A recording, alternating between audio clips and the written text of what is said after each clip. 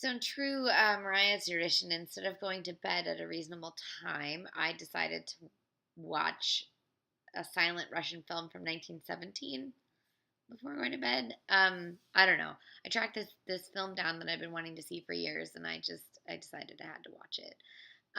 This is, of course, Yevgeni Bauer's The Dying Swan from 1917. It's actually on a disc with several other films by Yevgeni Bauer, released by Milestone Films about a year or two ago. Their film collection is called Mad Love, and it has three or four of his films plus a documentary. I intend to watch the rest soon, but tonight I watched Mad Love, not Mad Love, The Dying Swan, because that was the one that I had found out about a few years ago and had been trying to find, and there you go. So in this, the film's about 50 minutes long, and it follows a mute woman named Giselle, played by Bolshoi dancer Vera Karalli, who falls in love, gets heartbroken, and like all of us, decides to go join the ballet and be a ballet dancer and dance her emotions through her soul. It's beautiful. Her father's very supportive of this move. She goes, she does it, she falls in love again.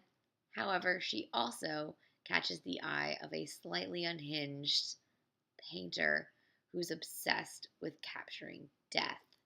Unfortunately, her expertise is dancing the Dying Swan, the famous 4-minute ballet that at this point was only about a decade old, but was as famous then as it is now. And actually, Vera Karali dances the dance. It's 4 minutes long. It's breathtaking. She's such a great dancer. Gorgeous, tinted purple. Oh, fantastic. So obviously things are not going to go well for her with this painter who's obsessed with death if she's so good at dancing death, right? Um, I'm not going to spoil it, but you can probably know where it's headed.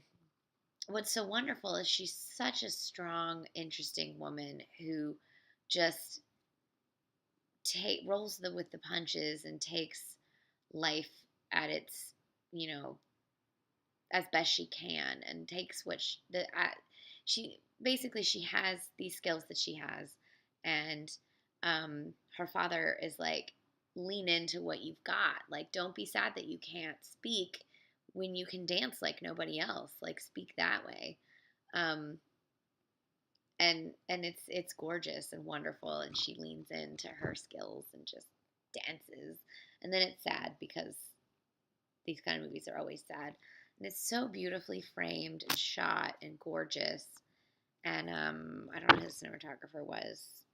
Uh, Boris Savagezev.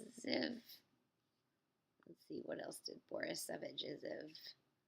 Whole bunch of things that I have not seen, mostly from the teens. And it was written actually by a woman, Zoya Brantovich.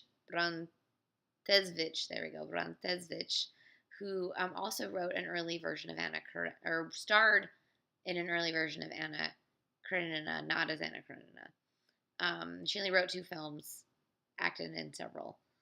And Soviet cinema, I think often a lot of people focus on the post-revolution Soviet cinema, like Eisenstein, etc. But there's so many beautiful films from Russia in the teens, and really, there's a lot of just silent cinema in general from the teens that is so gorgeous and so lovely.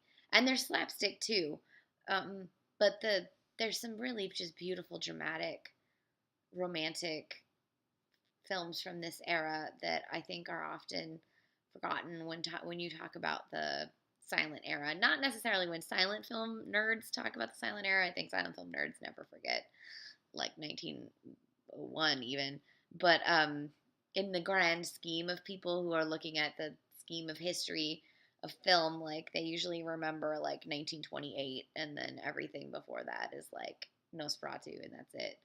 And I'm just here to tell you that the teens 100 years ago, there's some beautiful cinema, and you should seek it out and watch it, and you will be so impressed and such a better person for it.